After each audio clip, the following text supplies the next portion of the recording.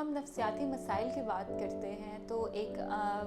आम तौर पर जिसमें से हम सब गुज़र रहे होते हैं, मसला आता है कि हमें गुस्सा बहुत जल्दी आ जाता है या हम गुस्से का जो है वो शिकार हो जाते हैं या कोई गुस्से का बहुत तेज़ है। तो आज हम इस वीडियो में बात करेंगे कि गुस्से की वजह से हमें क्या क्या नुकसान होते हैं और किस तरह से हम अपने गुस्से पे काबू करके अपनी ज़हनी सलाहियतों को बेहतर कर सकते हैं और अपना एक मुआशरे में जो आपके पर्सनैलिटी है, जो आपका किरदार है, उसको भी बेहतर बना सकते हैं।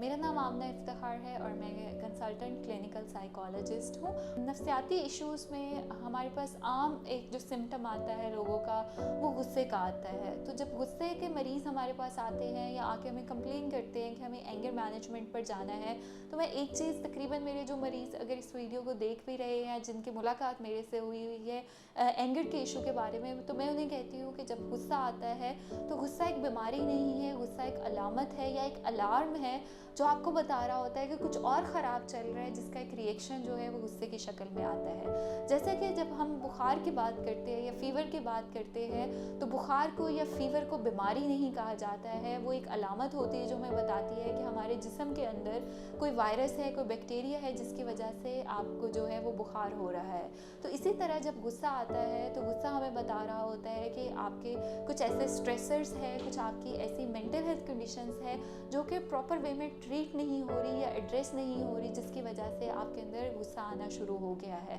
तो गुस्से को अंडरस्टैंड करने के लिए पहले दो फैक्टर्स होते हैं, जिसमें पहली चीज़ आती है कि जब आपके अंदर लैक ऑफ कंट्रोल होता है, आप किसी ऐसी सिचुएशन में होते हैं या ज़िंदगी के किसी ऐसे मुकाम पे होते हैं जहाँ पर आप चीज़ों को अपने तरीके से कंट्रोल नहीं कर पाते, तो तब आपके अंदर गुस्से की जो शिद्दत होती है वो ज़्यादा होना शुरू हो जाती है। और दूसरी आती है ऐसी सिचुएशन में जब आपको नाकामी का डर होता है, जब आपको फियर ऑफ फेलियर होता है, तो आप गुस्से की हालत में जो होता है वो जाना शुरू हो जाते हैं। अगर मैं रिलीजियस पॉइंट ऑफ व्यू से बात करूँ तो गुस्से को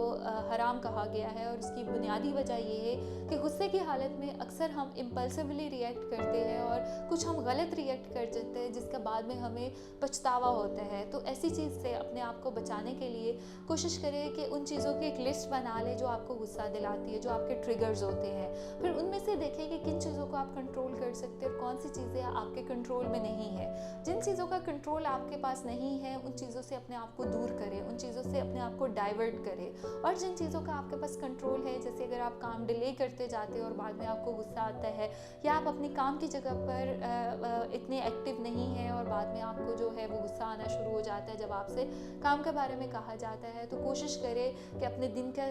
स्केड्यूल बनाएं, रूटीन बनाएं, जिसको फॉलो करें। और गुस्से के लिए डाइवर्जन सबसे बेस्ट अप्रोच होती है कि आप बजाय गुस्से को अटेंड करें, अपने जहन को अगर आप किसी दूसरी तरफ लगा लेते हैं, किसी दूसरे काम की तरफ लग जाते हैं, तो आपका गुस्सा ऑटोमेटिकली जो होता है वो थोड़े टाइम के बाद ख़त्म हो जाता है और कंट्रोल हो जाता है। जब आप उसको अटेंड नहीं करते तो वो नेगेटिव इमोशन ख़त्म हो जाता है। तो ये छोटी छोटी चीज़ें हैं, अगर हम इनको अंडरस्टैंड करें तो हम गुस्से जैसे जो एक हमारी बहुत शदीद इमोशन होता है, उससे अपने आप को महफूज रख सकते हैं। अगर आपका कोई क्वेश्चन है या आप किसी अपने ज़हनी मसले के बारे में हमसे पूछना चाहते हैं, तो कमेंट सेक्शन में जाकर आप क्वेश्चन कर सकते हैं। और अगर आप अपनी ज़हनी सेहत के मुतालिक कोई भी रहनुमाई हासिल करना चाहते हैं, तो आप मरहम के प्लेटफॉर्म पर जाकर अपनी ऑनलाइन वीडियो कंसल्टेशन या इन पर्सन कंसल्टेशन जो है वो बुक करवा सकते हैं।